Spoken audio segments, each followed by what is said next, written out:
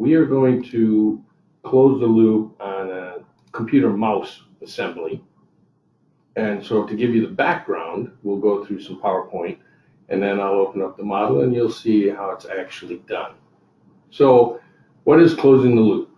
Closing the loop is replacing engineering tolerances, GD&T, with actual measured plant data, measured part tolerances measured in the plant. So here, when we're doing our original analysis, we would be simulating the GD&T, and then when the parts are actually in production and we have measured data, we want to replace this GD&T with actual measured data.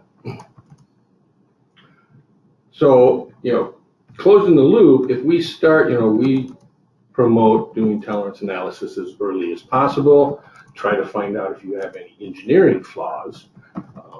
And at that point, we're assuming that, the parts are manufactured within the drawing tolerances.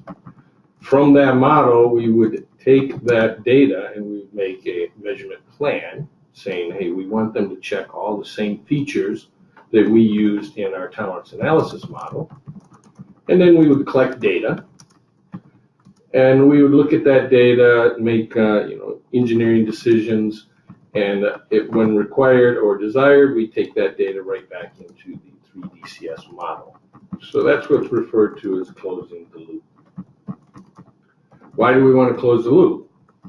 During the initial tolerance analysis phase, a lot of times we assume that all tolerances are normally distributed and centered about nominal, no mean shift, which is generally probably not the case when we start making actual parts. Actual measured data may not be within specification, or it will have mean shifts, possibly, smaller variation but a bigger mean shift, which could cause the assembly to have different issues. So including this information, we can increase the accuracy of our tolerance analysis. We're always trying to get better and better at predicting what we are going to produce. So how do we close the loop? You can see a picture here. This is a mouse, simple mouse assembly. It's got a cover and mouse buttons. And when you're closing the loop, you have to choose which parts do you want to replace your tolerance analysis data with actual plant data. In this example, you can see we're going to replace the data on just one part. So we're going to replace the GD&T with measured data for the top cover. To do that, the first thing we do is we want to export a data file for all the points in that part.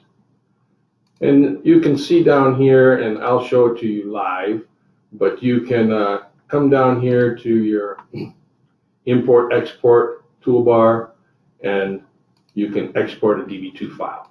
This will export the XYZ and IJK coordinates of all the points on this part.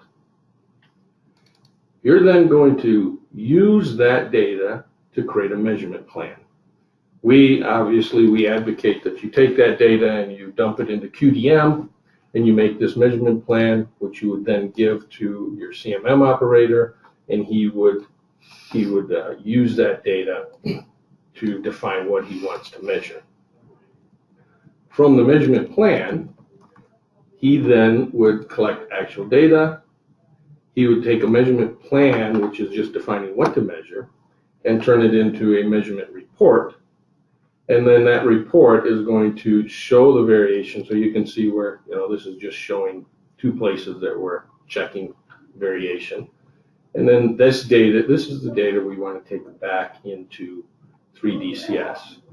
I'm going to show you these plans live once I can get out of the PowerPoint, which I'm currently presenting.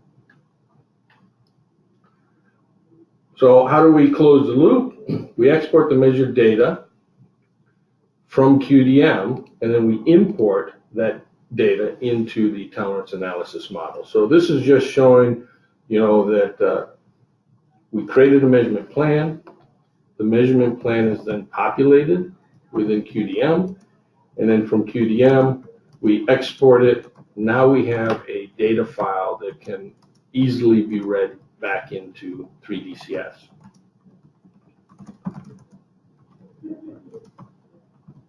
To add that data back into 3DCS, we have to add a DCS DLL tolerance, which is called the CMM Dev2 tolerance. In that tolerance, we're going to add all the points to the part, all the points in the part to the tolerance, and then we're going to link that tolerance to the exported data file from QDM. And of course, we have to turn off the GD&T tolerances or any DCS tolerances, because if we didn't, we'd be double tolerancing the part. And so this is just showing a picture, which you probably can't see very well, but this is the CMM Dev tolerance. Here's all your points. And down here, we're linking to the actual data file.